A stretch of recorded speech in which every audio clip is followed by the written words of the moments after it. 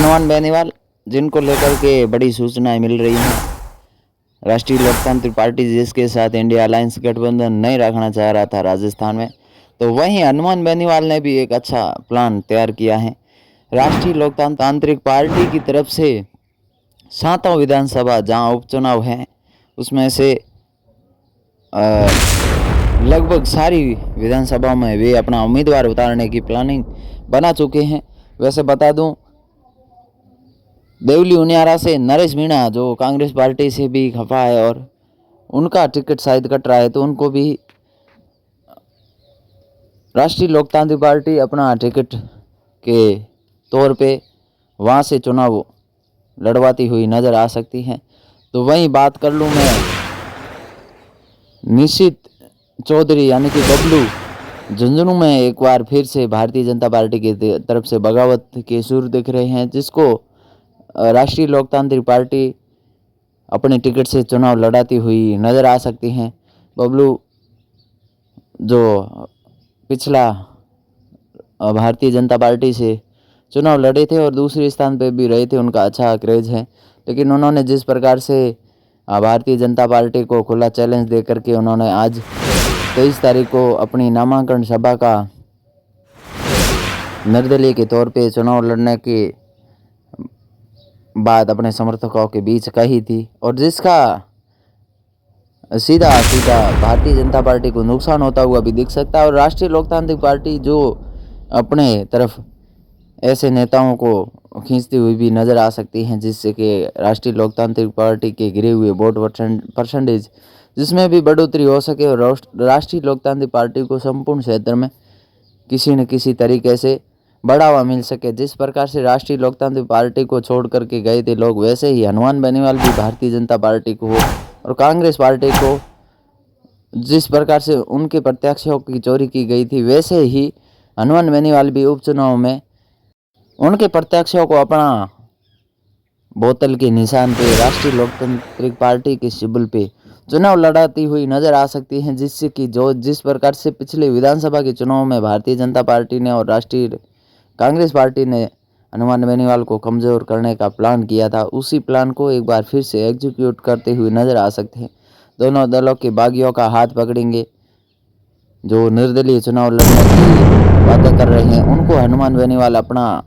साथी, अपना समर्थक, अपनी टीम का हिस्सा बना करके तमाम जगह पे उपचुनाव जहाँ 7 सीटों पे वहाँ पे अपने समर्थकों के साथ और अपनी टीम का सदस्य बना करके चुनाव लड़ाते हुए भी नज़र आ सकते हैं। सलूम्बर सीट पर भी बगावत के सुर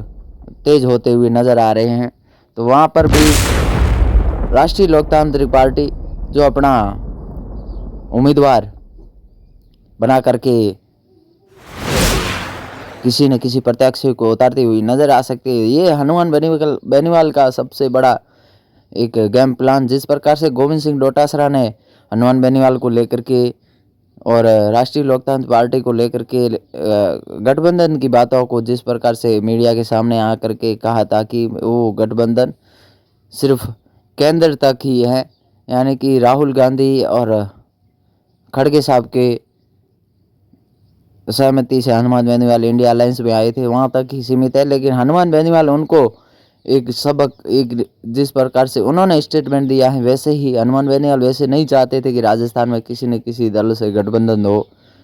वे संपूर्ण सीटों पर चुनाव लड़ना चाहते थे और इसी प्लानिंग में थे हनुमान बेनीवाल की, जो भारतीय जनता पार्टी से बगावत करेंगे, जो कांग्रेस पार्टी से बागी रहेंगे, उनको टिकट दे करके वहाँ पे भारतीय जनता पार्टी और कांग्रेस पार्टी के समीकरण को बिगाड़ करके एक बड़ी जीत हासिल करने में सफल हो सकते हैं। भारतीय जनता पार्टी जिस प्रकार से अपने बागी हुए प्रत्याशियों को जिस प्रकार से अपने तरफ वापस मोड़ने का जिस प्रकार से प्लान,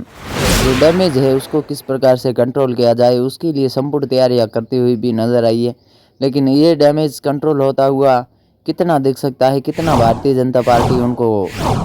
वापस अपनी तरफ और उनको राजी करने में सफल होती है, लेकिन ये डैमेज को हनुमान बेनीवाल कंट्रोल में लाते हुए देख सकते हैं। जिस प्रकार से दोनों दलों में बगावत के सुर दिखने को मिल रहे हैं, वो बगावती सुर राष्ट्रीय लोकतांत्रिक पार्टी की नैया को पार लगाते हुए भी देख सकते हैं। जिस प्रकार से कांग्रेस पार्टी ने भी हनुमान बेनीवाल से गठबंधन करने को लेकर के जैसा स्टेटमेंट दिया है स्टेट लेवल का, उसको हनुमान बेनीवाल